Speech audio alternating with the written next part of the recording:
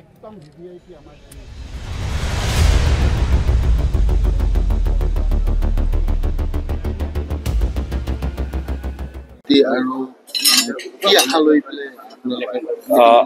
আজি বনগাঁৱত যিখন ঠাইলৈ আহিছোঁ, অহা 16 তাৰিখে ইয়াত অসমৰ আমাৰ কংগ্ৰেছ দলৰ প্ৰত্যেক মণ্ডল সভাপতি ইয়াত উপস্থিত থাকিব, প্ৰত্যেক ব্লক সভাপতি ইয়াত উপস্থিত থাকিব, প্ৰত্যেক জিলা কংগ্ৰেছৰ সভাপতি ইয়াত উপস্থিত থাকিব, প্ৰত্যেক আমাৰ পঞ্চায়তৰ প্ৰতিদ্বন্দ্বিতা কৰা ব্যক্তিখিনি ইয়াত থাকিব। তেওঁলোকে অসমৰ জনসাধাৰণৰ মূল সমস্যা মাল্লিকাৰ্জুন খাৰ্গে ডাঙৰীয়া আৰু ৰাহুল গান্ধী ডাঙৰীয়াৰ সন্মুখত প্ৰকাশ কৰিব। আৰু মই আশা কৰোঁ বা মই নিশ্চিত যে সেইদিনা মাল্লিকাৰ্জুন খাৰ্গে ডাঙৰীয়া, ৰাহুল গান্ধী ডাঙৰীয়া নিজৰ বক্তৃতাত যি সাহস আমাৰ দলৰ কৰ্মীখিনি দিব, সেই সাহস, সেই উৎসাহ বাৰ্তা আমাৰ কৰ্মীখিনি অসমৰ প্ৰত্যেক গাঁও পঞ্চায়তত লৈ যাবলৈ সক্ষম। আৰু সেইটোৱে ৰাইজে বিচাৰিছে যে বৰ্তমান চৰকাৰৰ অন্যায় আৰু অত্যাচাৰৰ বিৰুদ্ধে এটা শক্তিশালী বিকল্প, আৰু সেই বিকল্পৰ এটা ডাঙৰ প্ৰমাণ অসমৰ জনসাধাৰণে সেইদিনা পাব।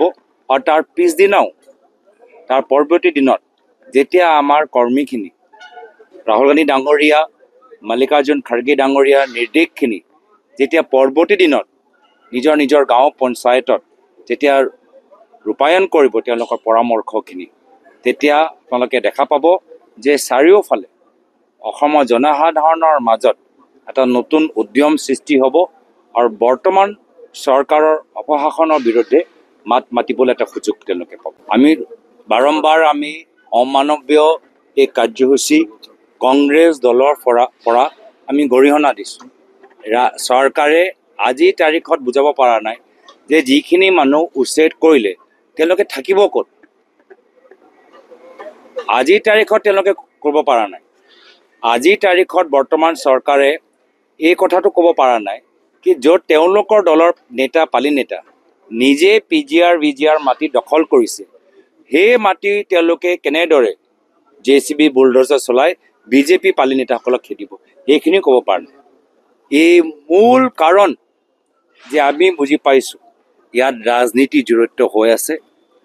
মাটি প্ৰতি বৰ্তমান চৰকাৰ আৰু তেওঁলোকৰ মন্ত্ৰী বিধায়ক কিমান লোভী আমি গম পাই গৈছোঁ, কিমান লোভী আমি গম পাইছোঁ। আৰু এই অসমৰ মাটি তেওঁলোকে কেনেদৰে দুখীয়া জনসাধাৰণৰ পৰা লৈ আদানীক সন্তুষ্ট কৰি মুখ্যমন্ত্ৰী নিজৰ গাদী সুৰক্ষা কৰিবলৈ বিচাৰে, সেই উদ্দেশ্যেও ৰাইজে বুজি পাই গৈছে। এই বৰ্তমান বিজেপি চৰকাৰ অবৈধ ধন আৰু মাটি প্ৰতি লোভীয়া, আৰু ইমান লোভ যেতিয়া তেওঁলোকৰ মনবোৰ ভালদৰে কাম কৰা নাই, যাৰ ফলত অমানৱীয় অসাংবিধানিক কামখিনি কৰি আছে। নিজৰ দায়িত্ব তেওঁলোকে পাহৰি গৈছে। মানুহবোৰ ক'ত যাব একো তেওঁলোকে চিন্তা কৰা নাই। এই ধৰণৰ নিষ্ঠুৰ চৰকাৰৰ বিৰুদ্ধে অসমৰ জনসাধাৰণ একত্ৰিত হৈছে। ট্ৰাইবেল মানুহ দেখিছে যে আমাৰ মাটি হিমন্ত বিশ্ব শৰ্মা ডাঙৰীয়া খাই গৈছে। খিলঞ্জীয়া মানুহে কৈছে আমাৰ মাটি হিমন্ত বিশ্ব শৰ্মা ডাঙৰীয়া খাই গৈছে। আমাৰ ধৰ্মীয় সংখ্যালঘু মানুহে দেখিছে আমাৰ মাটি লৈ গৈছে। ভাষিক সংখ্যালঘুৱে কৈছে আমাৰ ওচৰত ভূমি পট্টাই নাই। তো আজিৰ তাৰিখত এই অসমৰ মাটিৰ ওপৰত মাত্ৰ মামা মামী আৰু আদানী আৰু আম্বানীৰে দখল আছে। অসমৰ ধৰ্মীয় সংখ্যালঘু মানুহে হওক, ভাষিক সংখ্যালঘু মানুহে হওক, বিভিন্ন জনগোষ্ঠী জনজাতিয়ে হওক বা খিলঞ্জীয়া মানুহে হওক, আজি তেওঁলোকৰ নিজৰ মাটি নিৰাপত্তাটো নাই। আৰু এই মাটি নিৰাপত্তা দিবলৈ কংগ্ৰেছ দল পৰৱৰ্তী দিনত আন্দোলন কৰিব।